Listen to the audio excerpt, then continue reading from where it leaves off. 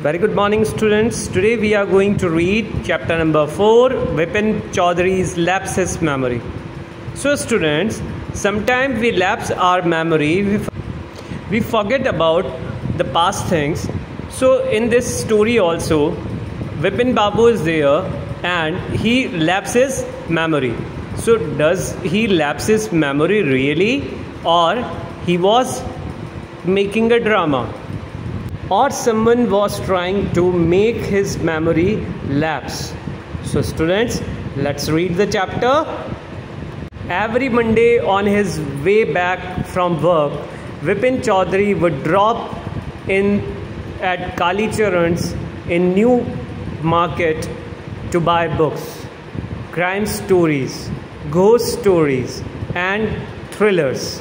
Students, हर सोमवार को काम से वापस आते वक्त विपिन चौधरी नए बाज़ार में कालीचरण के नाम के दुकान पर रुकते थे।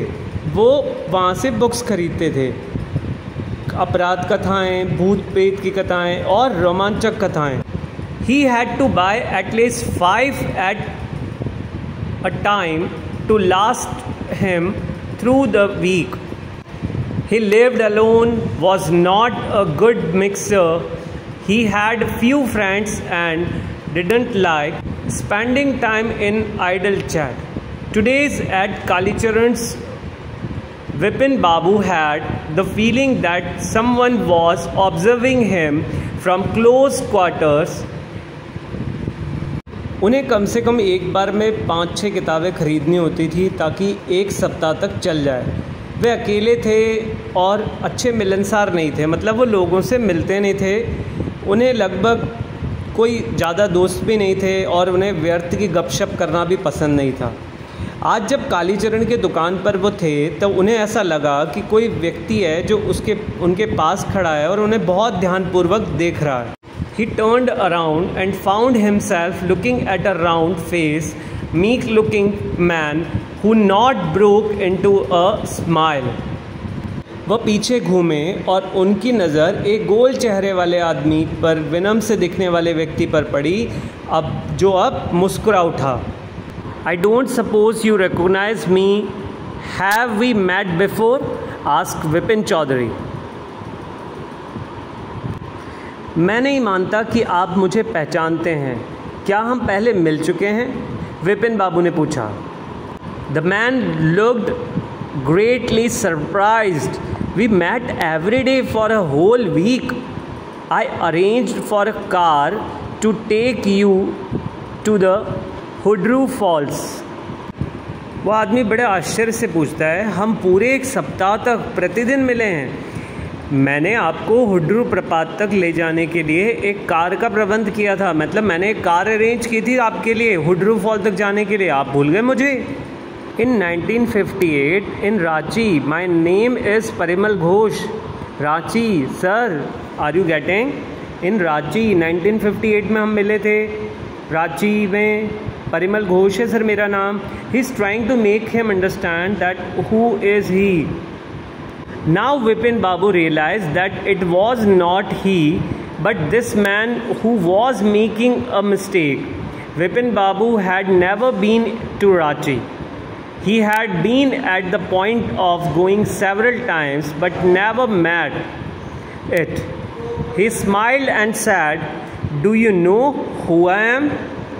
अब विपिन बाबू को लगा कि ये वे नहीं है, बल्कि वो आदमी गलती कर रहा है। मतलब गलती विपिन बाबू को याद नहीं आ रहा है, ऐसा नहीं है, उसे याद नहीं आ रहा है। विपिन बाबू कभी रांची गए ही नहीं थे। कई बार वह जाने वाले थे किंतु गए नहीं। वह मुस्कुराया और कहा, क्या तुम जानते हो मैं कौन हूँ? The man raised his eyebrow, bit his tongue and said, "Do I know you? Who doesn't know Vipin Chaudhary?" उसने अपनी आईब्रोज चढ़ाई, अपनी ज़बान को काटा और कहा, क्या मैं आपको जानता हूँ? अरे विपिन चौधरी को कौन नहीं जानता? विपिन बाबू turned towards the bookshelves and said, "Still you are making a mistake. One often does. I have never been to Ranchi." अभी भी मुझे लगता है कि आप कुछ गलती कर रहे हो, मैं कभी रांची गया ही नहीं। और वो बार बार अपने आप से यही कह रहे थे कि मैं तो रांची कभी गया ही नहीं। The man now laughed allowed. अब वो व्यक्ति जो था वो बड़ा ज़ोर से हंसा। What you are saying, Mr. Chaudhary? You had a fall in Hurdu and cut your right knee. Chaudhary जी क्या बात कर रहे हो? आप हुर्दू में गिर गए थे, आपका दाहिना घुटना कट गया था। I bought you iodine. I had fixed up a car for you to go to Netherhut the next day, but you could not because of pain in the knee. Can't you recall anything? Someone else you know was also in Ranchi at that time, Mr. Dinesh Mukherjee. You stayed in a bungalow. You said you didn't like hotel food and would prefer to have meal cooked by a G.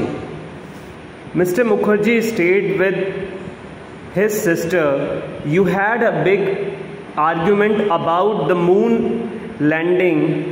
Remember? Now that man is trying to make him remember that what things happened when they reached at Ranchi and what the Vipin Babu did, who was with him.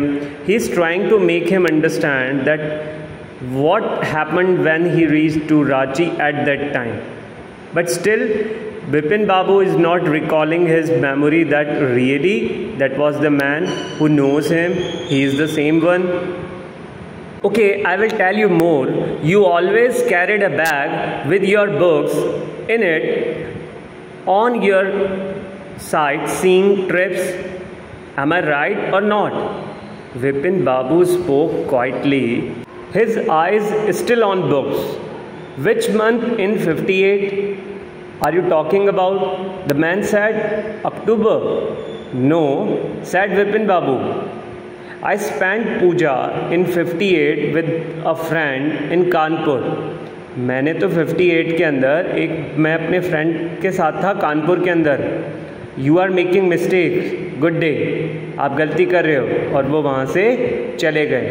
But the man didn't go. Nor did he stop talking.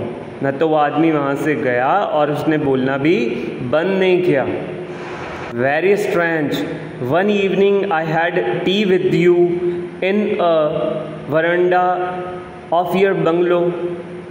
एक दिन मैंने आपके साथ चाय P थी आपके bungalow में. You spoke about your family. You said you had no children. आपने बताया था आपको कोई बच्चे नहीं हैं. And that you had lost your wife 10 years ago. और आपने अपनी जो वाइफ है वो उसको 10 साल पहले खो दिया. Your only brother had died insane, which is why you didn't want to visit mental hospital in Ranchi. आपका एक भाई था जो पागल होकर के मर गया था, इसी वजह से आप मेंटल हॉस्पिटल जो रांची का है वहाँ नहीं जाना चाहते थे.